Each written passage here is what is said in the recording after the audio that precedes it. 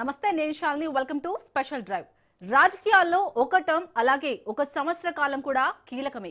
ఓడలు బండ్లు ఓడలయ్యేందుకు సంవత్సర కాలంలో జరిగే ఒక్క సంఘటనైనా చాలు.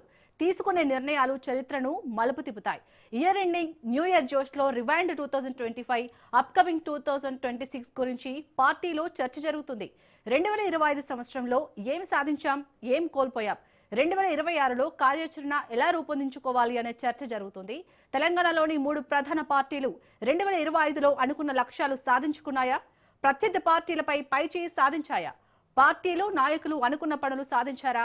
అధికార కాంగ్రెస్ లో అంతా సజావుగా సాగిందా అనే ఇష్యూస్ పై 2025 ఇయర్ రౌండప్ ఆసక్తిని కలిగిస్తుంది.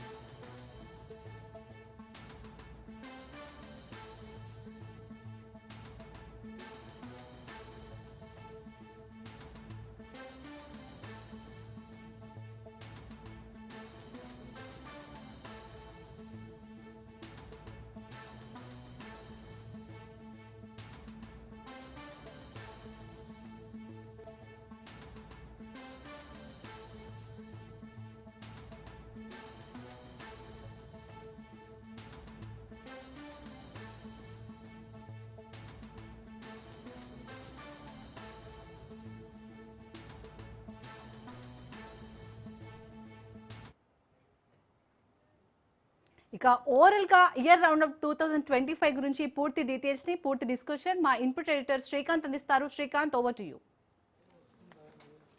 చాలీ, గుడ్ ఆఫ్టర్నూన్. సో మొత్తానికి 2025 సంవత్సరం ఇయర్ ఎండ్కి తెలంగాణ పొలిటికల్ ముఖ చిత్రం కొంచెం ఇంట్రెస్టింగ్గానే ఉందని చెప్పాలి. ఎందుకంటే ఈ ఇయర్ ఎండ్కి కేసీఆర్ పొలిటికల్ ఎంట్రీ కన్ఫర్మ్ అయింది కాబట్టి 2023లో కాంగ్రెస్ పార్టీ అధికారంలోకి వచ్చిన తర్వాత 2024లో లోక్సభ ఎన్నికల్లో కాంగ్రెస్ పార్టీ 8 స్థానాలు సంపాదించిన తర్వాత ఆ తర్వాత మొన్న జరిగినటువంటి గ్రామ పంచాయతీ ఎన్నికల వరకు కొంత కాంగ్రెస్ పార్టీ ఆల్మోస్ట్ 7,500 గ్రామ పంచాయతీలను గెలుచుకుంది. పార్టీ తరపున ఎవరైతే అభ్యర్థులు పార్టీ బలపరిచినటువంటి అభ్యర్థులు ఉన్నారో సో కొన్ని సర్పంచ్ స్థానాలు గెలుచుకున్నాయి. అయితే ఈ 2.5 సంవత్సరాలకు చాలా ఇంపార్టెన్స్ ఉందని చెప్పాలి. ఎందుకంటే 5 సంవత్సరాల పరిపాలనకు ఈ 2 సంవత్సరాలు చాలా క్రియాశీలకం అని చెప్పాలి. సో దాంట్లో కాంగ్రెస్ పార్టీ ఇక సగం కాలం పూర్తి చేసుకుంది. సో మిగతా సగంలో ఇంకొక సగం కొంత పరిపాలన నడిచిన ఆ తర్వాత ఎన్నికలకు వెళ్ళేటువంటి హడా ఉంటుంది కాబట్టి మొత్తం ఒక పొలిటికల్ ఎలక్షన్ హీట్ పుడుతుందని చెప్పాలి. ఇందులో కాంగ్రెస్ పార్టీ మొదటగా కలిసి వచ్చింది రైతు డిక్లరేషన్ తోటి. వరంగల్ సభ రాహుల్ గాంధీ రావడం జరిగింది. అక్కడ నుంచి డిక్లరేషన్ తోటి కామారెడ్డి డిక్లరేషన్ కావచ్చు, చేవెళ్ల డిక్లరేషన్ కావచ్చు, బీసీలకు సంబంధించినటువంటి విషయమే కావచ్చు, ఇలాంటి విద్యార్థులకు సంబంధించినటువంటి విషయమే కావచ్చు, ఇట్లా డిక్లరేషన్లు ఇస్తూ కాంగ్రెస్ పార్టీ ఒక హామీల వర్షం కురిపిస్తూ ప్రజల్లోకి వెళ్ళింది, ప్రజల్ని ఆకట్టుకుంది ఆ మాటలతో. ఆ తర్వాత అధికారంలోకి రావడానికి నిజానికి గాల్లో గెలిచిందనే చెప్పాలి. ఒక మౌత్ టాక్తోనే రేవంత్ రెడ్డి ముఖ్యమంత్రి అయ్యారు.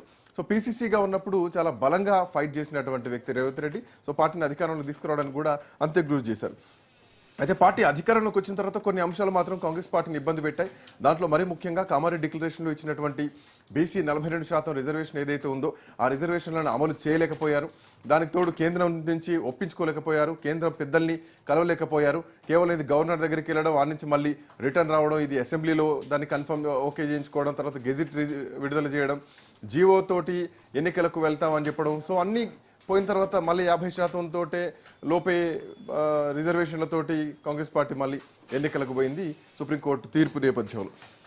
సో ఇట్లా చాలా విషయాలు ఉన్నాయి. దీంట్లో కాంగ్రెస్ పార్టీ అధికారంలోకి వచ్చిన తర్వాత మంత్రుల మధ్య సఖ్యత లేకపోవడం, కీలకమైనటువంటి విద్యాశాఖ కానీ, హోంమంత్రిత్వ శాఖ కానీ, మున్సిపల్ శాఖ కానీ ఇవన్నీ కూడా ముఖ్యమంత్రి దగ్గరే ఉన్నాయి. ఇంకా వాటికి సంబంధించి భర్తలు ఇంకా నింపాల్సినటువంటి అవసరం ఉంది, అవి కూడా ఇంకా ఖాళీగానే ఉన్నాయి. దీనికి తోడు మంత్రుల మధ్య సఖ్యత లేకపోవడం, మంత్రుల మధ్య కొంత కొట్లాట జరగడం. సో ఈ అన్ని అంశాలు కూడా కాంగ్రెస్ పార్టీని ఇబ్బంది పెట్టాయి. బహిరంగంగానే ఎమ్మెల్యేలు బయటకు వచ్చి మాకు కనీసం నిధులు కూడా రావట్లేదు అని చెప్తున్నటువంటి పరిస్థితి. దీంట్లో హిల్ట్ భూములతోటి 5 లక్షల కోట్ల రూపాయల స్కామ్ చేస్తున్నారంటూ ప్రతిపక్షం ఆరోపించిన మరోవరి 2 సంవత్సరాల్లో కాంగ్రెస్ పార్టీ అధికారం ఉన్న తర్వాత ఒక ప్రజాపాలన అంటూ సంక్షేమ పథకాలని అమలు చేయించడంలో, రైతు భరోసా ఇవ్వడంలో, ఒక ఉచిత బస్సు విషయంలో తప్పితే మిగతా అన్నిటి విషయంలో కూడా కొన్ని ఎదురుదెబ్బలు ఎదుర్కొంది. హైడ్రా మరీ ముఖ్యంగా చాలా దెబ్బ కొట్టింది. ఇందులో గొప్పగా చెప్పుకోవాల్సినవి కొన్ని సర్పంచ్ స్థానాలు 7,500 పైచులకు సర్పంచ్లు గెలవడంతో పాటు జూబ్లీహిల్స్ ఉప ఎన్నికలో నవీన్ యాదవ్ గెలవడం కూడా కాంగ్రెస్ పార్టీ కొంత బూస్ట్ ఇచ్చినా కానీ ఈ మిగతా 2 సంవత్సరాలు ఎట్లా ఉండబోతుందనేది మాత్రం చూడాల్సినటువంటి అవసరం ఉంది.